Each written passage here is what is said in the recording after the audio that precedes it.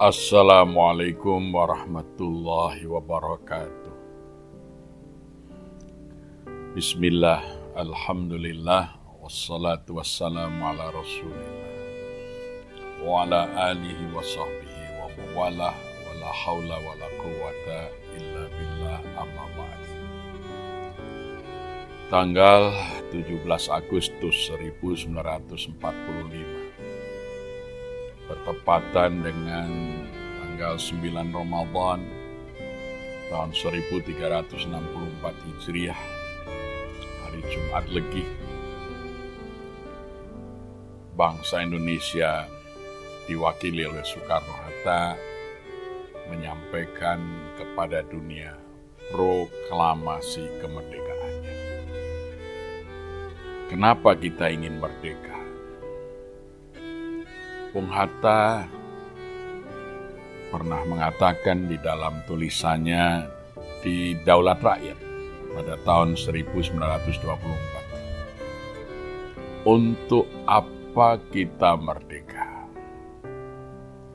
Kita merdeka karena kita ingin bumi putra Indonesia atau pribumi Indonesia tidak ada lagi yang hidup sengsara di tanah tumpah darah mereka yang kaya raya. Kita ingin merdeka karena kita ingin bumi putra Indonesia menjadi pemimpin di negerinya sendiri. Kita ingin merdeka karena ingin bumi putra Indonesia seperti si Kromo, si Marhen tidak lagi hidup menderita di tanah kelahiran mereka. Luar biasa hasrat dan keinginan yang menyala-nyala untuk merdeka, agar tidak ada lagi penderitaan, kesengsaraan yang dialami oleh bumi putra Indonesia. Oleh karena itu dirumuskanlah oleh para pendiri negara ini bahwa tujuan kita merdeka adalah ingin mendirikan sebuah negara dan pemerintahan yang melindungi segenap bangsa dan seluruh tumpah darah Indonesia, yang memajukan kesejahteraan umum, mencerdaskan kehidupan bangsa, dan ikut serta menjaga perdamaian abadi berdasarkan keadilan sosial. Soekarno merumuskan kemerdekaan itu ialah Trisakti, di mana negara dan bangsa Indonesia telah memiliki 3 daulat.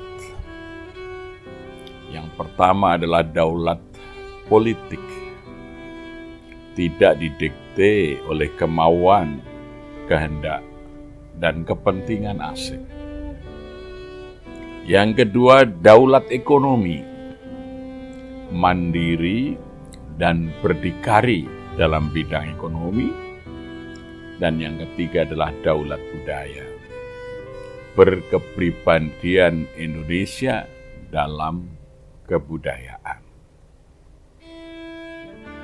Apakah setelah 79 tahun Indonesia merdeka, kita telah memiliki Trisakti? Apakah setelah 79 tahun ini bumi putra Indonesia, si Kromo, si Marhen, tidak ada lagi yang hidup sengsara di tanah tumpah darahnya yang kaya raya? Oleh karena itu, marilah kita muhasabah, introspeksi dan mawas diri. Sudahkan harapan dan cita-cita kemerdekaan yang menggelorakan jiwa generasi 45 untuk berani menyatakan kemerdekaannya dan berani mempertaruhkan jiwa raga mereka untuk mempertahankannya telah dapat dicapai hari ini. Revolusi 1945 adalah sebuah revolusi besar.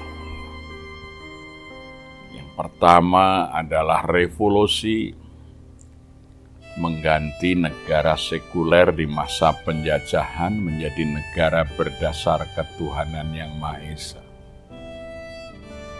Negara yang selaras dengan budaya dan kepribadian bangsa sebagai bangsa yang memiliki kesadaran sebagai makhluk ciptaan Allah yang harus melaksanakan penyembahan dan ibadah sebaik-baiknya.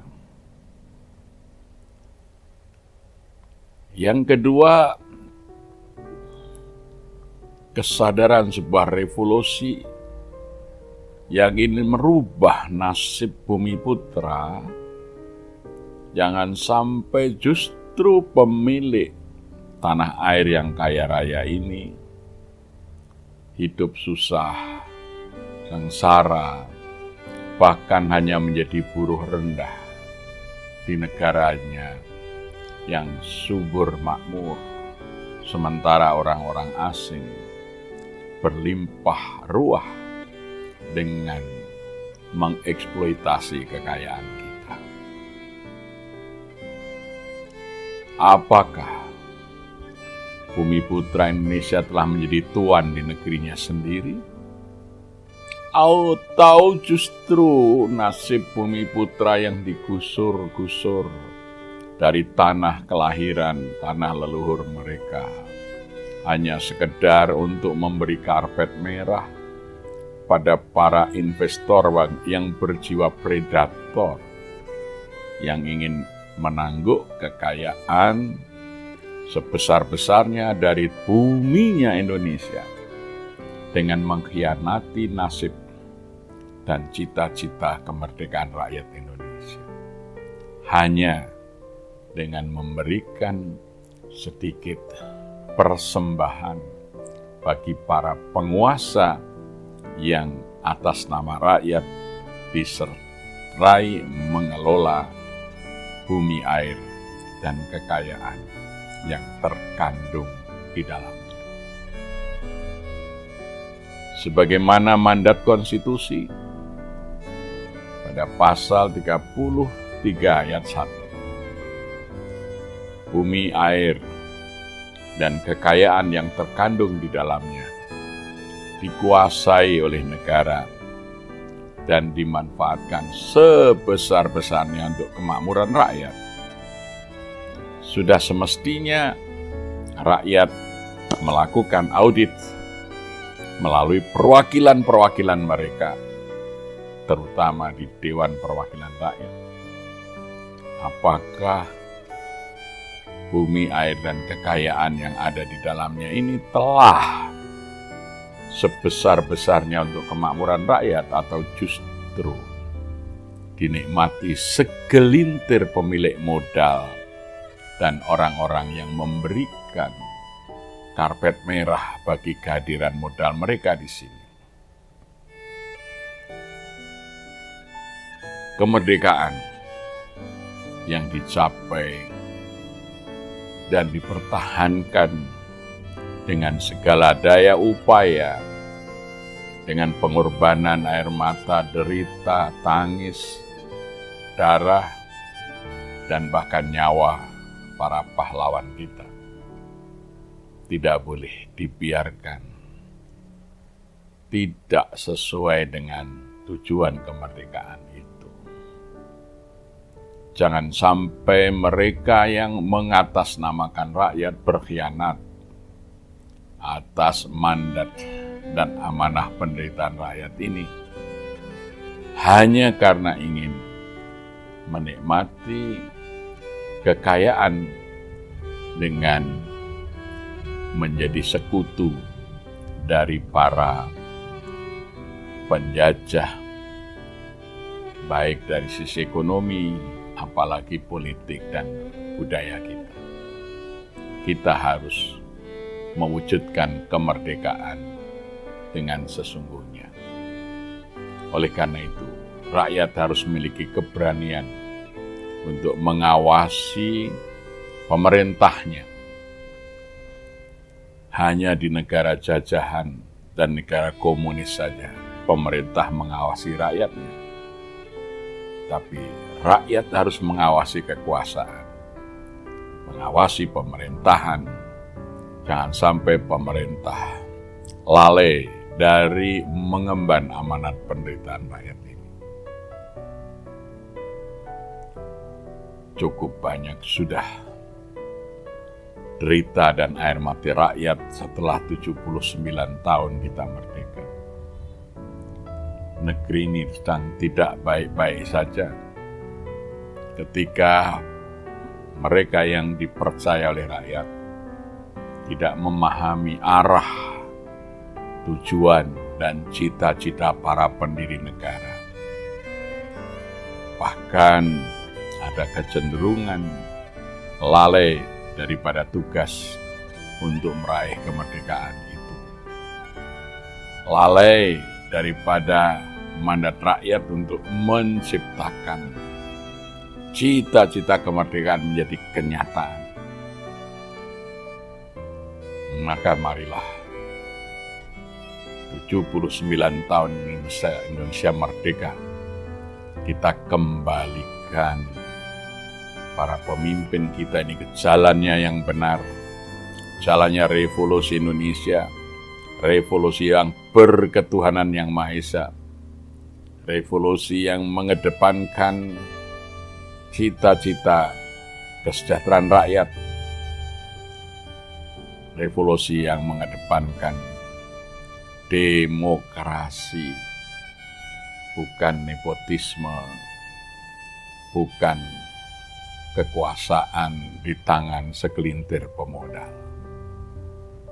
Demokrasi tidak boleh menyimpang, sehingga demokrasi hanya menjadi alat untuk mengesahkan kesewenang-wenangan penguasa didukung para segelintir pemilik modal mengeksplorasi seluruh sumber kekayaan negara tidak sebesar-besarnya untuk kemakmuran rakyat. Maka Bung Karno mengatakan, kita tidak hendak mendirikan sebuah negara nasional modern dengan demokrasi liberal, demokrasi hitung piting, yaitu demokrasi setiap orang satu suara. Sebab jika demikian yang terjadi, maka hanya para pemilik modal yang bisa mendirikan dan mengendalikan partai-partai politik.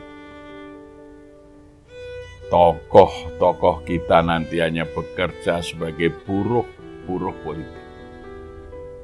Ianya tidak bisa bekerja untuk kepentingan rakyatnya. Ianya akan menjadi kacung-kacung daripada kapitalis itu. Inilah demokrasi yang sesat. Demokrasi yang tidak selaras dengan sila keempat, di mana dipertegas sebagai dasar negara kita. Kerakyatan yang dipimpin oleh hikmat kebijaksanaan dalam permusyawaratan perwakilan. Jadi tidak boleh orang yang tidak memiliki hikmat kebijaksanaan memimpin rakyat. Orang-orang yang bodoh, yang tidak paham Pancasila, tidak paham Undang-Undang Dasar 45. Mereka memimpin negara dengan semau gue.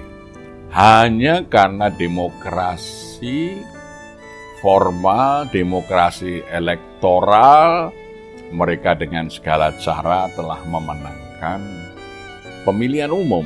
Tetapi mereka telah menyimpang dari asas kerakyatan yang berdasarkan hikmat dan kebijaksanaan itu. Rebut kembali kemerdekaan di tangan rakyat. Sekali merdeka, tetap merdeka. Assalamualaikum warahmatullahi wabarakatuh.